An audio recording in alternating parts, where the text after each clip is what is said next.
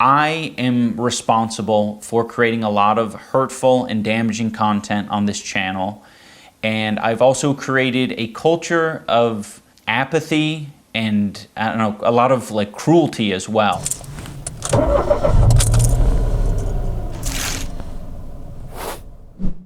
I don't know if you follow YouTube drama, but if you do follow YouTube drama, then you might have seen that iDubbbz apology. If you don't know who iDubbbz is, then maybe you don't really care, but this goes beyond iDubbbz. iDubbbz was once a very influential content creator on YouTube that millions of people watched and praised for his Content Cop series. Nowadays, he's, well, pathetic. He's really pathetic. But one of the things that he did recently was issue this apology video for all the edgy content that he made over the years. I've just always had this dumb philosophy that I'm not responsible for, you know, my audience and how they behave beyond what content I put out. And that's stupid. And it's led to a lot of hate and a lot of bad outcomes. And I just want to make it clear that I am absolutely responsible for my audience. And, you know, I guess if you want to, you know, look out for people who are red flags, it's definitely people who had my mentality that say, I'm not responsible for what my audience does. Which I think is stupid, but I'm not making a video about apologizing for being edgier in your youth.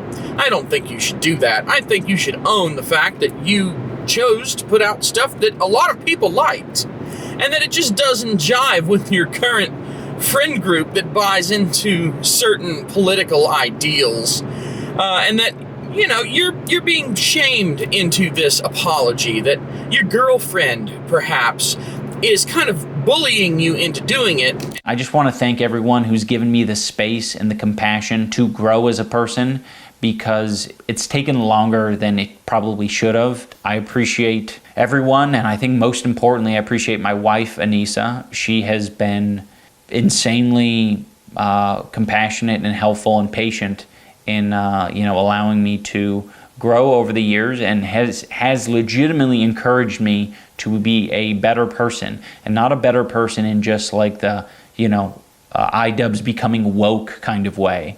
She was the one who said that I should try this boxing thing. I would have never done that on my own because I was insecure and I was pathetic. And that you didn't change organically. Someone else or someone's else decided to slowly grind you down over time into doing that. But like I said, this video is not about the iDubbbz apology itself. It's about something that he said inside of that video. The reason that he said he was unlisting all of his old videos. Now, I will at least give him the slightest bit of credit. He is not deleting the videos he supposedly regrets.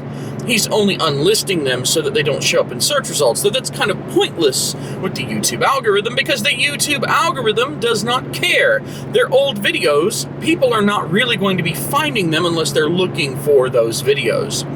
So congratulations on not doing anything, but this is not about the apology. This is not even about the videos themselves. It is about iDubbbz saying that he is responsible for his audience. That what his audience does, that if his audience harasses and bullies and intimidates and threatens people, that it's his responsibility. No, it is not. Your audience is not your responsibility. Here's the problem.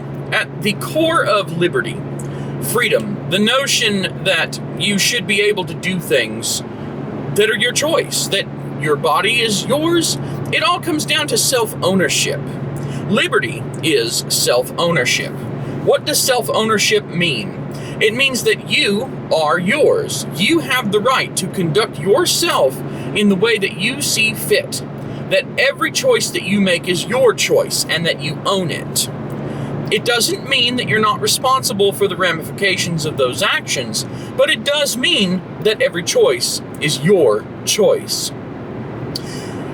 The problem with this notion that you own your audience, that your audience is your responsibility, is that at the end of the day, it's not It's not your responsibility. 100% you are not responsible for the actions of any other people. I believe that even legally so-called incitement is bullshit. Because incitement to violence, incitement to bad behavior or crimes, at the end of the day, as they say to addicts, no one puts the needle in your vein but you. You make the choice to put that needle in. Now, granted, your biology might be such that doing that, you've got this strong compulsion, that massive hit from the drugs, that might influence you, perhaps. Things that other people say influence you. All kinds of things influence you. But it's only influence. Nobody controls you but you. You have all of the control over yourself, your faculties, your actions, your behaviors, your choices. What you do is all you. Even if a bunch of other people are trying to push you into doing something, you still make the final choice as to whether or not you do that something. And so, I say no. It is a lie. The lie of owning your audience. It is nothing but a lie. Now, why does this lie exist? It does not exist because of some sort of noble notions. It's not some kind of morality, or it's not benevolent, it's not good. The reason that this exists is to drag you down by assigning the responsibility of choices of others to you.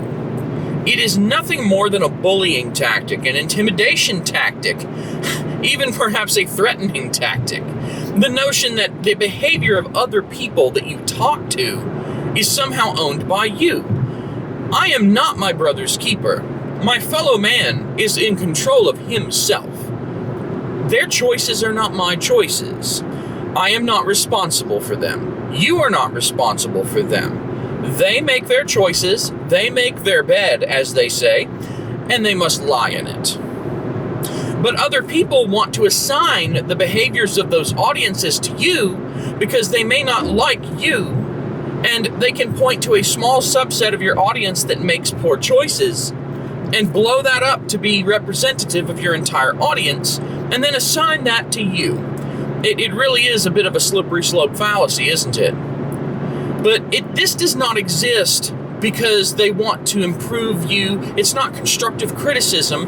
It's a way to go after you and tear you down, using your audience as a scapegoat, using them as the crowbar to break into the home of the sanctity of your own mind. iDubbbz fell for this hook, line, and sinker. iDubbbz made his choices. iDubbbz put out content that he wanted to put out. He did what he wanted to do. And now other people have claimed that behaviors of some of his audience are his responsibility, and he feels bad for that. When you feel bad for something, you can be manipulated into atoning, into making up for it. And of course, in his apology video, he says, I can never fully make up for it. This man has been beaten down into submission to someone else's orders, using this audience blame as a tool. But the other people, they made their choices. He made his choices, but he did not force them to make their choices. He did not tell them to go harass someone. But even if he did tell them to go harass someone, even if someone, let's go so far as to say someone murdered someone he talked about because they watched his video and chose to do that because he talked about them, it's still not his fault. That action is entirely the fault of the person who watched the video and made that decision themselves. And that's all there is to it. If you own yourself, you're responsible for yourself. If you claim you don't own yourself, then you're not responsible for yourself. Therefore, you're not responsible for the bad behaviors that you chose to engage in. The only people who are interested in losing, in shedding, in being relieved of responsibility for their own behaviors are people who do bad things. So the people who say, I didn't do it because I chose to do it or because I wanted to do it. It's his fault. iDubbbz is the reason that I did something bad. The people who say that are seeking to relieve themselves of responsibility for their own bad behavior. But do not fall for it. They are 100% responsible for their bad behavior. And the people who are pointing to the people who behave badly and saying, those people are your responsibility, even though they made the choices, it's your responsibility. They're attempting to inspire guilt so that they can then control.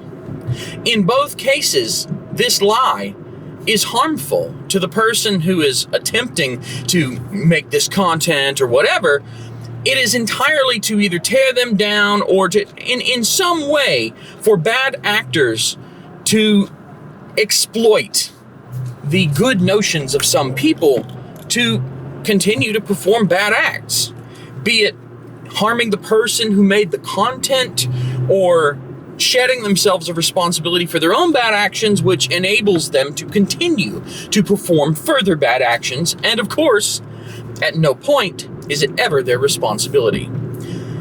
The philosophy of liberty, the philosophy of self-ownership, this is what you need to expect from everyone. You are 100% free to conduct yourself as you see fit, but you are 100% responsible for your own actions. And at no point can you point to someone else and claim that the actions you have full control over are their fault or responsibility. This is not a legal argument. This is a philosophical argument. So if you're going to respond to this, please do so in that context. Don't start citing me laws or legal scholars' opinions because I do not care. None of that is relevant. I hope this has been educational. Have a wonderful day, and I would like to say I hope to make this a series, The Lie Of. So look out for more videos on topics that people lie about to get away with bad behaviors real soon. I'm Jody Bruchon Politics. Take care.